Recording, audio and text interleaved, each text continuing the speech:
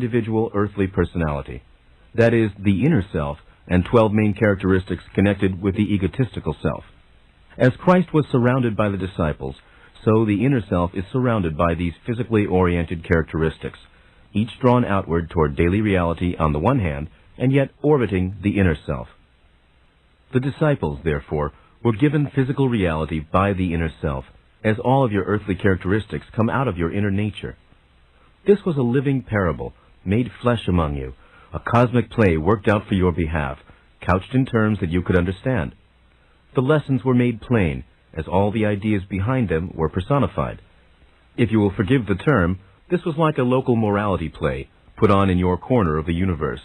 This does not mean it was less real than you previously supposed.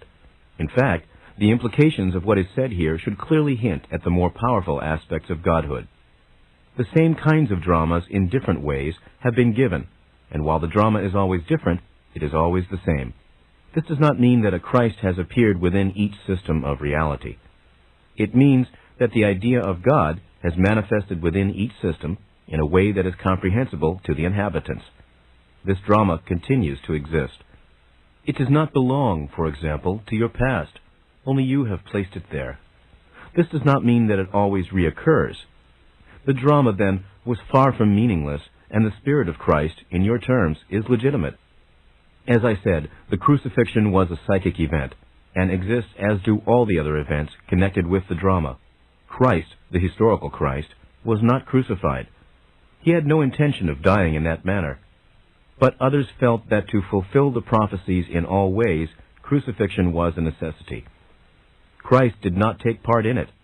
There was a conspiracy in which Judas played a role, an attempt to make a martyr out of Christ. The man chosen was drugged, hence the necessity of helping him carry the cross, and he was told that he was the Christ. He believed that he was. He was one of those deluded, but he also himself believed that he, not the historical Christ, was to fulfill the prophecies. Mary came because she was full of sorrow for the man who believed he was her son. Out of compassion, she was present.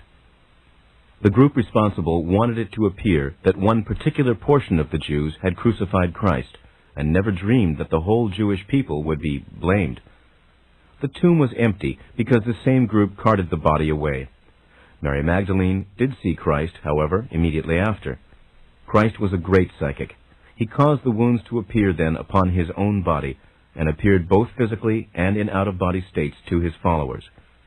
He tried, however, to explain what had happened, and his position, but those who were not in on the conspiracy would not understand, and misread his statements.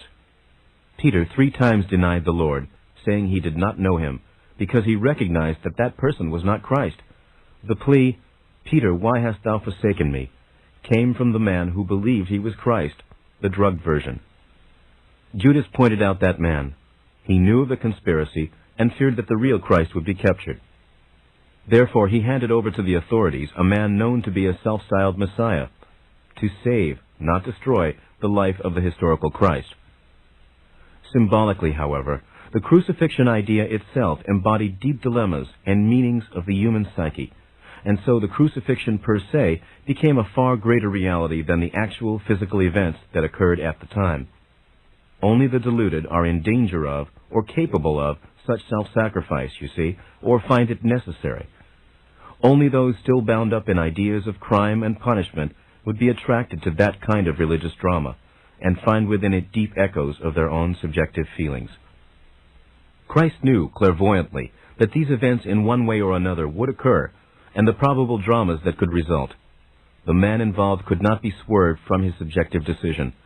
He would be sacrificed to make the old Jewish prophecies come true, and he could not be dissuaded. In the Last Supper, when Christ said, "This is my body, and this is my blood," he meant to show that the Spirit was within all matter, interconnected, and yet apart. That his own spirit was independent of his body, and also in his own way to hint that he should no longer be identified with his body, for he knew the dead body would not be his own. This was all misunderstood.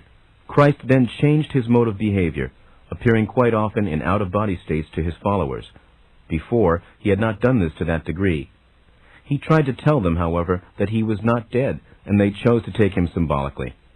His physical presence was no longer necessary, and was even an embarrassment under the circumstances. He simply willed himself out of it. He knew that without the wounds, they would not believe he was himself, because they were so convinced that he died with those wounds. They were to be a method of identification, to be dispensed with when he explained the true circumstances. He ate to prove he was still alive, but they took this simply to mean that the spirit could partake of food. They wanted to believe that he had been crucified and arisen. Other religions were based upon different dramas, in which ideas were acted out in a way that was comprehensible to various cultures. Unfortunately, the differences between the dramas often led to misunderstandings, and these were used as excuses for wars. These dramas are also privately worked out in the dream state. In visions and inspirations, men knew that the Christ drama would be enacted and hence recognized it for what it was when it occurred physically. Its power and strength then returned to the dream universe. It had increased its vigor and intensity through the physical materialization. In private dreams, men then related to the main figures in the drama, and in the dream state they recognized its true import. God is more than the sum of all the probable systems of reality he has created, and yet he is within each one of these, without exception. He is therefore within each man and woman. He is also within each spider, shadow, and frog, and this is what man does not like to admit. God can only be experienced, and you experience him, whether or not you realize it, through your own existence. He is not male or female, however, and I use the terms only for convenience's sake. In the most inescapable truth, he is not human in your terms at all, nor in your terms is he a personality. Your ideas of personality are too limited to contain the facets of his multidimensional existence.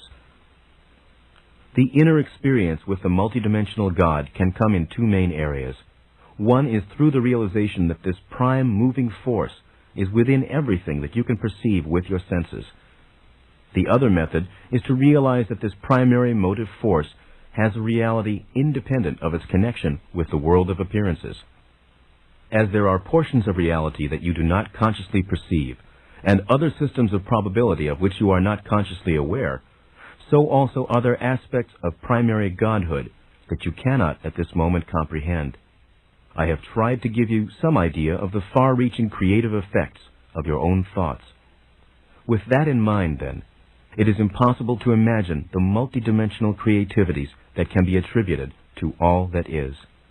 The term, all that is, can be used as a designation to include all of those probable gods in all of their manifestations. Now, it is easier perhaps for some of you to understand the simple stories and parables of beginnings of which I have spoken. But the time has come for mankind to take several steps further, to expand the nature of his own consciousness by trying to comprehend a more profound version of reality. You have outgrown the time of children's tales. When your own thoughts have a form and reality, when they have validity even in other systems of reality of which you are unaware, then it is not difficult to understand why other systems of probabilities are also affected by your own thoughts and emotions.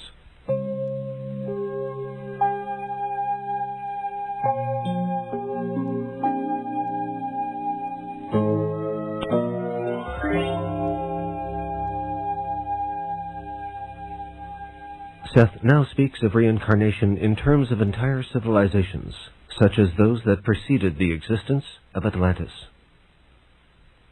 In a manner of speaking, it can be said that you have reincarnational civilizations as well as reincarnating individuals. Each entity who is born in flesh works toward the development of those abilities that can be best nurtured and fulfilled within the physical environment.